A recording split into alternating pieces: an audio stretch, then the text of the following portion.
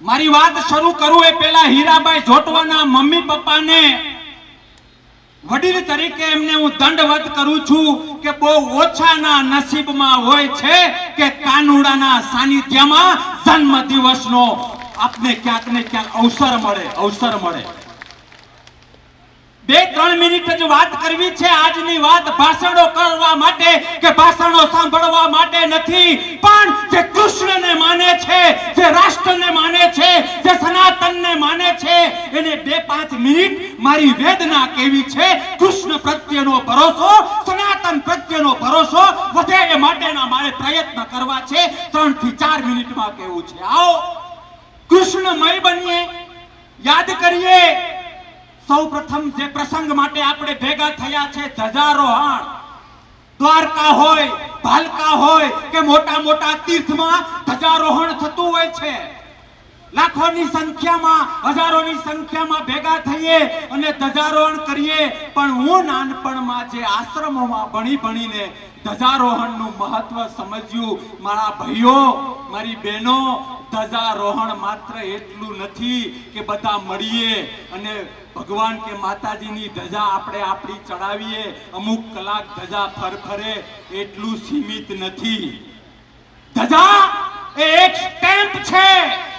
111 કારણ છે જે ધજારોહણ થાય છે, એની પાછળ 111 કારણ છે।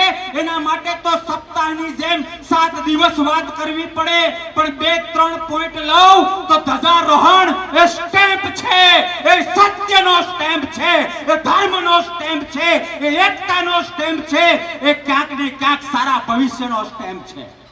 તમને અને મને ખબર છે કે આજથી 100 વર્ષ 200 વર્ષ પહેલા જ્યારે રાજાઓ હતા, હજારો વર્ષ પહેલા જ્યારે સતયુગ હતો, ત્યારે દરેકના ધ્વજની એક ઓળખ હતી કે અમે આ નેજા હેઠળ છીએ, અમે આ નેજા હેઠળ છીએ। અને આ ધજાનો જે સિમ્બોલ છે, આ ધજામાં જે લખવામાં આવ્યું છે, આ ધજામાં જે કલર છે, એ કલરની આબરૂ સાચવવા માટે, એ ધર્મ સાચવવા માટે, એ વાસ્તવિકતા સાચવવા માટે એક ધજારોહણ હું કરું છું। ધજારોહણ નહીં, તમે જે ધ્વજના દર્શન કરો, પછી એ ભગવાનનો હોય કે તિરંગો હોય, તમે જે ધ્વજના દર્શન કરો, એ દર્શન તો જ સફળ થાય છે કે તમારી અને મારી જનેતાના બાળપણના કુમળા હાથ યાદ રાખીને કૃષ્ણને કહેવું પડે કે બાપ, અમે તારા ધજારોહણમાં આવ્યા છીએ। આજથી ક્યાંક ને ક્યાંક મારા બાપ પિતાજી માટે જ કહ્યું છે, અને એ પ્રમાણે મારો એક પગ બોર્ડર બહાર જાય તો બાપ એ પગ કાપી નાખવાની તને છૂટ આપું છું। એ ગરિમા હોવી જોઈએ। હજારોની સંખ્યામાં મળીએ, ધજારોહણ કરીએ, જમીએ અને નીકળી જઈએ તો બાપ કાનુડો ખુશ નહીં થાય। અને એ પ્રસંગે જ્યારે હીરાબાઈ જોટવાનો આજે જન્મદિવસ છે, ભાઈ અભય સાથે મારે વાત થઈ, આજે 78મો દિવસ છે। મારે એક કોઈ વાત નથી કરવી, પણ એવું વાત કરવા માટે હું હકદાર છું કે જે યદુવંશીઓ અહીંયા છે, અથવા તો હીરાભાઈને ચાહે છે, અથવા તો કૃષ્ણમય બનીને જે જ્ઞાતિના અને જે ધર્મના લોકો અત્યારે અહીંયા છે, એ બધાને મારે કહેવું છે, તમે પણ એના સાક્ષી છો। હીરાભાઈ જે અંદર ગયા, સુકામે ગયા, કયા એમાં મારે નથી પડવું, પણ મારે 2 મિનિટ એટલા માટે લેવી પડે કે હીરાભાઈ અંદર ગયા, મીડિયા વાળાએ સૌથી કોઈનું મગજ ખાધું હોય તો મારું ખાધું છે, હા કે ના? એના તો તમે સાક્ષી છો। હું ઘરે હોઉં તોય પકડી લે, અમદાવાદ હોય તોય પકડી લે। એ મીડિયા વાળાને જે મેં વાત છાતી ઠોકીને બાપ કાનુડાની સાક્ષીમાં કહીતી, એ વાત કહીને હું મારી વાત પૂરી કરું છું। સાહેબ, જે ગામમાંથી આવતા હોઈએ, જે ધર્મમાંથી આવતા હોઈએ, જે સમાજમાંથી આવતા હોઈએ, એક યાદ રાખજો, દુશ્મનીમાં પણ ખાનદાની હોવી જોઈએ અને મિત્રતામાં પણ ખાનદાની હોવી જોઈએ। એ દુશ્મન નથી કે જેમાં ખાનદાની નથી। દુશ્મનમાં પણ એકબીજાનું ગૌરવ વધવું જોઈએ કે વાહ, રામ રાવણનો અને રાવણ રામનો દુશ્મન છે। કૃષ્ણ હોય કે ભોળાનાથ હોય, તમે હો કે હું હો, એ મીડિયાને મેં વાત કરેલી છે. મારે ન કહેવું જોઈએ. મીડિયાને મેં કહ્યું તું કે અમારા વિસ્તારનો વડીલ, મારા સમાજનો વડીલ ગુનેગાર નીકળે, સાબિત થાય તો પેલા ફટાકડા કરશન બાપુ ભાદરકા ફોડશે, ભાદરકા ફોડશે. પણ વેદના એ છે, દુઃખ એ છે, ગામડાના લોકો જે પોતાના ખેતરની બહાર નથી નીકળ્યા ને, એ પણ આ મારી વાત સમજવાનો પ્રયત્ન કરજો, પછી હું મારી વાત પૂરી કરું છું. સાહેબ, આરોપ મૂકવો એ માય કાંગલાઓનું કામ છે, માય કાંગલાઓનું. હું અહીંથી નીકળું, મારી સ્પીચ પૂરી થાય, મારા ઉપર 100 આરોપ મૂકવા હોય તો મૂકી શકાય, આરામથી મૂકી શકાય. મેં મીડિયાને કહ્યું હતું કે મને મારા કાનુડા ઉપર ભરોસો છે, મને મારા જીનેટિકલ લોહીમાં ભરોસો છે. મેં એમને કહ્યું હતું કે આજે દુનિયાની અંદર આ કળિયુગમાં બાપ, કોઈને સીધું ચપ્પુ મારવું હોય ને તો મારી દેવાય, સીધી ગોળી મારવી હોય તો મારી દેવાય, પણ બાપ 2 હાથ અને ત્રીજું માથું જોડીને કાનુડાની સાક્ષીમાં તમને બધાને વિનંતી કરું છું કે કોઈ આરોપ અને ગુનેગાર સાબિત થયા પછી ગુનેગાર કહેવાય, હા કે ના? કોઈ પણ તમારો દુશ્મન હોય, કોઈ પણ સમાજનો, ધર્મનો, પ્રાંતનો કે પક્ષનો હોય, જો ખરેખર કે તાકાત હોય, મૂળ તત્વનું ગૌરવ હોય, કૃષ્ણ તત્વનું ગૌરવ હોય, તો આરોપ ઉપર કોઈ દી માછલા ના ધોતા.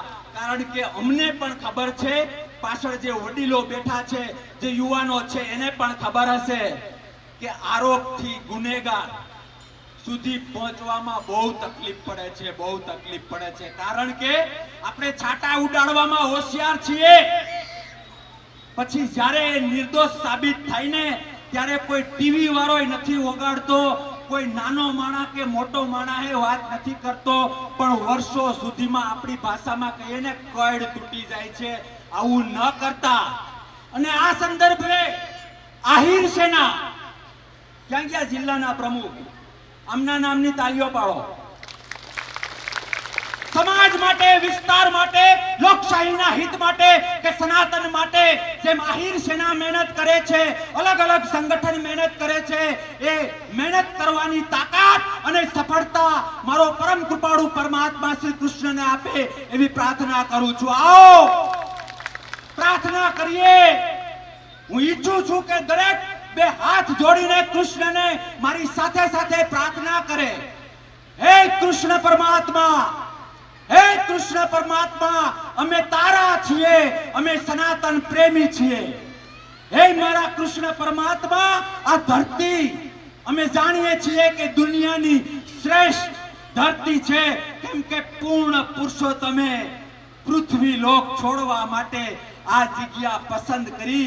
એને સમજવી એ તમારા મારા ગજાની વાત નથી. આવો એ પ્રસંગે કૃષ્ણ પરમાત્માને પ્રાર્થના કરીએ કે હે કૃષ્ણ, અમે તારા દીકરા છીએ, સોરું કસોરું થાય, માવતર કમાવતર ના થાય, બાપ અમને સત્ય તરફનો રસ્તો બતાવજે. હે કૃષ્ણ પરમાત્મા, અમને ધર્મ તરફનો રસ્તો બતાવજે. હે કૃષ્ણ પરમાત્મા, અમને રાષ્ટ્ર પ્રેમ તરફનો રસ્તો બતાવજે. હે કૃષ્ણ પરમાત્મા, ક્યારેક ભૂલ કરીએ તો અમે અમારી જાતને માફ કરી શકીએ એટલી શક્તિ આપજે. હે કૃષ્ણ પરમાત્મા, કદાચ મારા દુશ્મનનો પણ ખરાબ સમય આવે તો મને મદદ કરવા માટે હે કૃષ્ણ પરમાત્મા વિચાર આપજે, વિચાર આપજે. આવો રાષ્ટ્રમય બનીએ, ધર્મમય બનીએ, સનાતનમય બનીએ. નાની નાની વાત મૂકી દઈએ. છેલ્લે પ્રાર્થના કરીને મારી વાત પૂરી કરું છું. આ વિસ્તારથી હું પરિચિત છું. તમે જે ધર્મમાં હો, જે જ્ઞાતિમાં હો, જે પક્ષમાં હો, જે સંગઠનમાં હો, પણ યાદ રાખજો કે તમારો મારો જન્મ સત્ય સાત્વિક કાર્યો માટે થયો છે, હા કે ના? આવો ગીતાજીમાં જે કર્મનો સિદ્ધાંત આપેલો છે, જે એકાબીજા માટે સનાતનના રક્ષણની વાત આપી છે, એ પ્રમાણે ચાલીએ. પરમ કૃપાળુ પરમાત્માને પ્રાર્થના કરીએ કે બાપ સત્યનો વિજય થાય, હીરાભાઈ જોટવા જે કાયદાકીય રીતે દેશના નાગરિક તરીકે અત્યારે છે, એમાં મને વ્યક્તિગત ભરોસો છે કે મારો બાપ ત્યારે પણ સત્ય સાથે રહ્યો તો અને આજે પણ સત્ય સાથે રહેશે. મારા બાપે ત્યારે પણ ધર્મનું રક્ષણ કર્યું હતું અને આજે પણ હીરાભાઈ જોટવા અને જે લોકો ખોટી રીતે અંદર છે એ બધાનું રક્ષણ કરીએ. વિશેષ કંઈ નથી કહેવું. હું ફરીથી કહું છું કે ભાષણ માટેનો આ સમય નથી, પણ બધાનું ભગવાન ભલું કરે એ માટે હું પ્રાર્થના કરું છું. અને મને એવું લાગે છે કે 2 મિનિટ કૃષ્ણની ધૂન બોલાવીને સારા કાર્યો માટે તમારું ને મારું સારું થાય એના માટે 2 મિનિટ ધૂન બોલાવીએ. આહિર સેનાની પરમિશન લઈ લો, વાંધો નહીં ને? હા કે ના? જેના હાથમાં તકલીફ ન હોય અને તાલી પાડીને કૃષ્ણનો જાપ સાથે ન કરે એની માં મરે.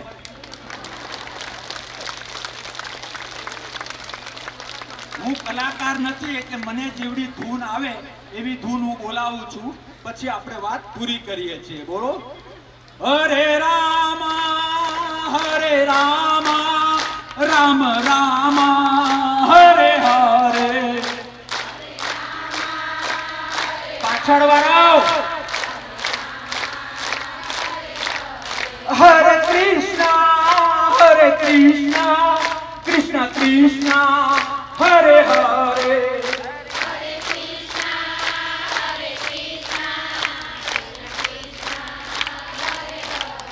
બોલો, હરે કૃષ્ણ કૃષ્ણ કૃષ્ણ હરે હરે. હરે કૃષ્ણ કૃષ્ણ કૃષ્ણ હરે હરે. કૃષ્ણ કૃષ્ણ કૃષ્ણ કૃષ્ણ કૃષ્ણ કૃષ્ણ હરે હરે. હરે કૃષ્ણ કૃષ્ણ કૃષ્ણ હરે હરે. હરે રામ રામ રામ હરે હરે. હરે કૃષ્ણ કૃષ્ણ કૃષ્ણ હરે હરે.